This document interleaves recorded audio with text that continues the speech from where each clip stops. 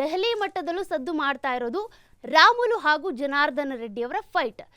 ಇಬ್ರು ಕೂಡ ಒಂದು ಕಾಲದಲ್ಲಿ ಸ್ನೇಹಿತರಾಗಿದ್ರು. ಆದ್ರೀಗ ಇಬ್ರು ಮಧ್ಯೆ ಸಮರ ಏರ್ಪಟ್ಟಿದೆ. ರಾಮುಲು ರೆಡ್ಡಿ ಕಿತ್ತಾಟದ ಮಧ್ಯೆ ಈಗ BY ವಿಜಯೇಂದ್ರ ಡೆಲ್ಲಿಗೆ ಹೋಗಿ ಬಂದಿದ್ದಾರೆ. ರಾಜಕೀಯ ವಲಯದಲ್ಲಿ ಈಗ ಈ ಭೇಟಿ ಏನಿದೆ ಸಾಕಷ್ಟು ಕುತೂಹಲಕ್ಕೆ ಕಾರಣ ಆಗ್ತಾ ಇದೆ.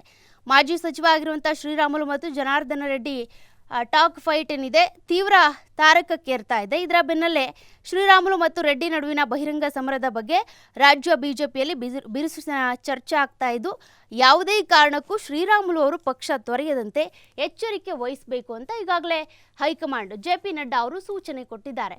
ಅದರ ಬೆನ್ನಲ್ಲೇ ವಿಜಯೇಂದ್ರ ಅವರು ದೆಹಲಿಗೆ ಹೋಗಿ ಬಂದಿದ್ದಾರೆ. ಅದು ಸಾಕಷ್ಟು ಕುತೂಹಲಕ್ಕೆ ಕಾರಣವಾಗಿತ್ತು. ಬಟ್ ವಿಜಯೇಂದ್ರ ಅವರು ದೆಹಲಿಗೆ ಹೋಗೋದಕ್ಕೆ ಕಾರಣ ಖಾಸಗಿ ವಿಚಾರ ಹೊರತು ರಾಜಕೀಯ ವಿಚಾರ ಅಲ್ಲ ಅಂತ ಅವರೇ ಸ್ಪಷ್ಟನೆ ಕೊಟ್ಟಿದ್ದಾರೆ. ಬಟ್ ಇಲ್ಲಿ ರಾಜ್ಯದಲ್ಲಿ ನೋಡ್ತಾ ಇದ್ರೆ ಒಂದ್ ಕಡೆ ಶ್ರೀರಾಮುಲು ರೆಡ್ಡಿ ಒಬ್ಬರಾದ್ಮೇಲೆ ಒಬ್ರು ಸುದ್ದಿಗೋಷ್ಠಿ ನಡೆಸಿದ್ರು. ಅವ್ರ ಮೇಲೆ ಇವ್ರ ಮೇಲೆ ಅವರು ಕೆಸರೆರ್ಚ್ಕೊಳ್ತಾ ಇದ್ರು. ಹಾಗಿದ್ರು ಕೂಡ ಅದ್ರ ಮಧ್ಯೆ ವಿಜಯೇಂದ್ರ ಅವರು ದೆಹಲಿಗೆ ಹೋಗಿರೋದು ಸಾಕಷ್ಟು ಕುತೂಹಲಕ್ಕೆ ಕಾರಣ ಆಗ್ತಾ ಇದೆ. ಅಂದ್ರೆ ರಾಮುಲು ಅವ್ರು ಹೇಳ್ತಾ ಇದ್ರು, ನನ್ನ ಬೆನ್ನಿಗೆ ನಿಲ್ಲೇ ಇಲ್ಲ ವಿಜಯೇಂದ್ರ ಅವರು, ಯಾಕೆ ಈ ರೀತಿ ಮಾಡಿದ್ರು ಅಂತ. ಅದರ ಬೆನ್ನಲ್ಲೇ ಈಗ ಶ್ರೀರಾಮುಲು ಹಾಗೂ ರೆಡ್ಡಿ ಅವರ ಫೈಟ್ ಇನ್ನೂ ಕೂಡ ಅಂತ್ಯ ಆಗಿಲ್ಲ. ಅದರ ಮಧ್ಯೆನೇ ವಿಜಯೇಂದ್ರ ದೆಹಲಿಗೆ ಹೋಗಿರೋದು. ಇತ್ತೀಚೆಗೆ ರಾಜ್ಯ ಬಿಜೆಪಿ ಉಸ್ತುವಾರಿ ರಾಮುಲು ನಡುವೆ ಮಾತಿನ ಚಕಮಕಿ ಆಗಿತ್ತು. ಇದಕ್ಕೆ ಸಂಬಂಧಪಟ್ಟಂತೆ ವಿಜಯೇಂದ್ರ ಅವರು ಯಾವುದೇ ಸಂಧಾನಕ್ಕೂ ಕೂಡ ಮುಂದಾಗಿಲ್ಲ.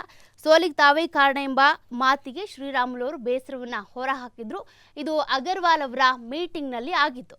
ಅಂದ್ರೆ ಇಲ್ಲಿ ನಡೀತಾ ಇರುವಂತ ಒಳ ಜಗಳಗಳಿಗೆ ಬ್ರೇಕ್ ಹಾಕೋದಕ್ಕೆ ಅಂತ ಬಂದಂತ ರಾಧಾ ಮೋಹನ್ ದಾಸ್ ಅಗರ್ವಾಲ್ ಅವರು ಮತ್ತೊಂದು ಕಿಚ್ಚನ್ನ ಹಚ್ಚಿ ಹೋಗ್ಬಿಟ್ಟಿದ್ದಾರೆ. ಇದು ಎಲ್ಲಿಗೆ ಬಂದು ನಿಲ್ಲುತ್ತೆ ಅನ್ನೋದ್ರ ಒಂದು ಟೆನ್ಷನ್ ಮಧ್ಯೆನೆ ವಿಜಯೇಂದ್ರ ಅವರು ದೆಹಲಿಗೆ ಭೇಟಿಗೆ ಹೋಗಿದ್ದಾರೆ. ಅಲ್ಲಿ ಏನಾಗುತ್ತೆ, ಏನಾದರೂ ಸಲಹೆ ಪಡ್ಕೊಂಡು ಬರ್ತಾರಾ ಇದಕ್ಕೆ ಸಂಬಂಧಪಟ್ಟಂತೆ ನೋಡೋಣ.